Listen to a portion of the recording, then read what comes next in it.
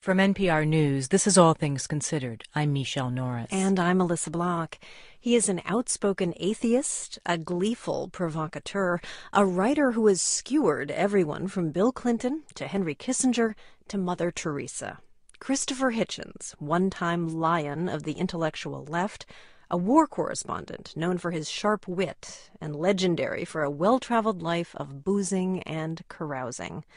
In June, Hitchens was diagnosed with cancer of the esophagus as he was on book tour for his memoir, Hitch 22. The cancer has metastasized, spread to his lymph nodes. He's been undergoing chemotherapy, which has left him bald, thin, and nauseated. All of this he's been chronicling in Vanity Fair magazine, his journey into what he calls Tumor Town. I went to visit Christopher Hitchens at his big, airy apartment here in Washington.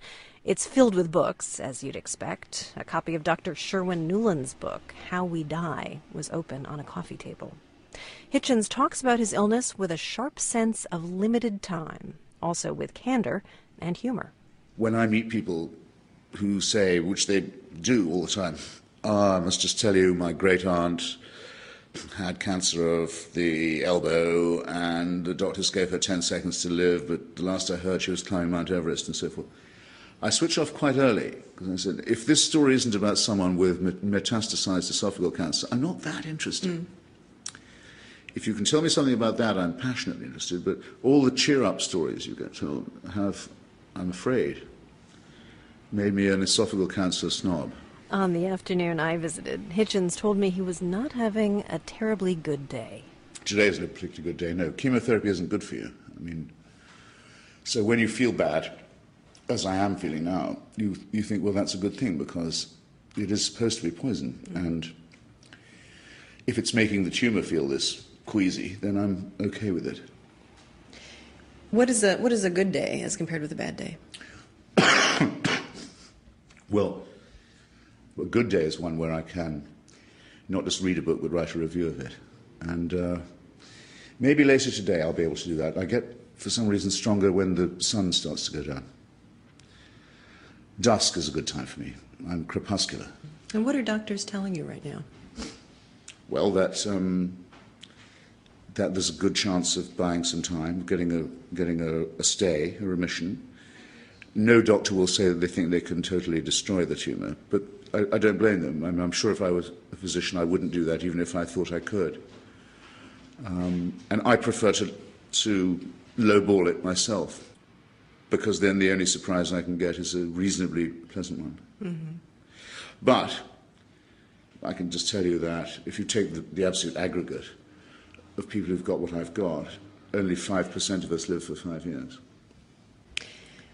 You have written that you have real problems with the whole cancer as battle, yes, and your body as a battleground sort of metaphor that is very common in talking about people, specifically with cancer. I wonder if you've come up with a different metaphor, one that you think is true. Well, I feel a certain solidarity with other people who've got it now, of a kind I didn't before. And solidarity is an attitude of resistance, I suppose, or it should be. So, to that extent, yes. But what I feel is that this is making war on me. I'm the one being battled, and it has the advantage. It's taken the initiative. When I go to the clinic next and sit with a tube in my arm and watch the poison actually go in, I'm in an attitude of abject passivity, and there's nothing. It doesn't feel like fighting at all. Just feels like submitting. What's better, do you think? What's a better metaphor? In fact, one of my sort of occasional silly thoughts is, I wish I was suffering in a good cause. A cause larger than myself, or larger than just the mere issue of survival. If you were in pain and being tortured, and you felt it was helping the liberation of humanity, then you could bear it better, I think. I just feel this is the partly random and partly the sort of cancer that gets people like me at about this age. So if it's not a battle or a war, it's waging war on you, you say? Well, it's part of life, is what it is. It's a dress rehearsal for an important episode of life, which is how you wind it up. and how you agree to face that, which is something you're aware of even when you're in apparently good health. You wrote something, and it really struck me. It was this. You said, to the dumb question, why me, the cosmos barely bothers to return the reply, why not? Have you really never stopped to think, though, why me?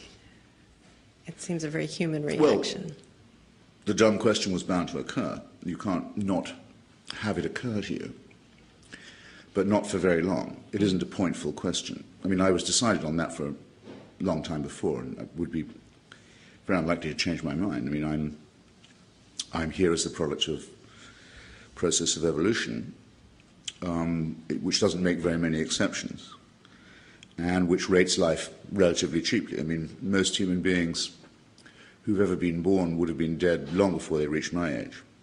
And I would think in most of the rest of the world that, well, I know it's still true. So to have been relatively healthy till 62 is to have been dealt a pretty good hand by the cosmos, which doesn't know I'm here and won't notice when I'm gone. So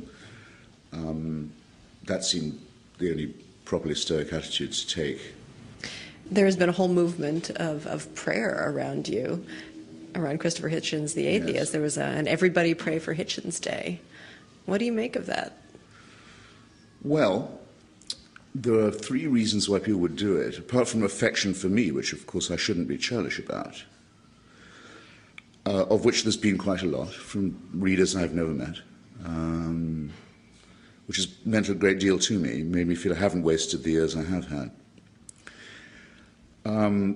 So it's either that or it's related to it, or it is a simple wish that I get better. Well, again, I don't want to quarrel with it. Or a wish that I reconcile myself with the supernatural or the divine, which is a large part of it. I mean, I wrote back to some of the people, some of them in holy orders or running religious organizations. I said, when you say you're praying for me, do you mind if I ask what for?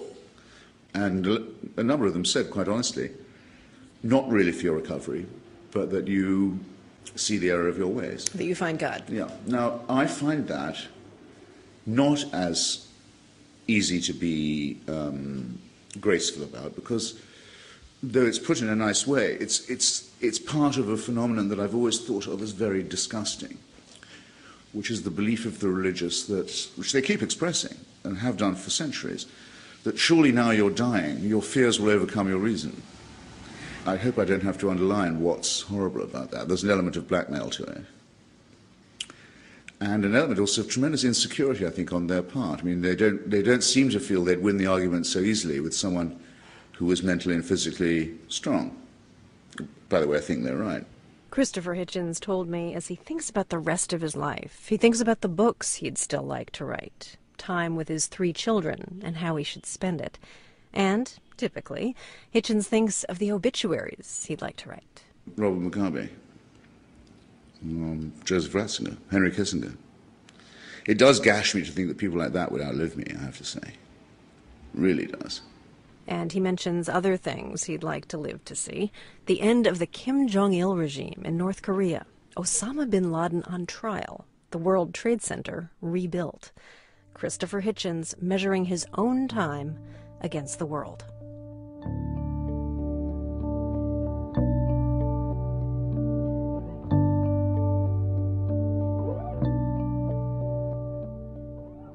You're listening to All Things Considered from NPR News.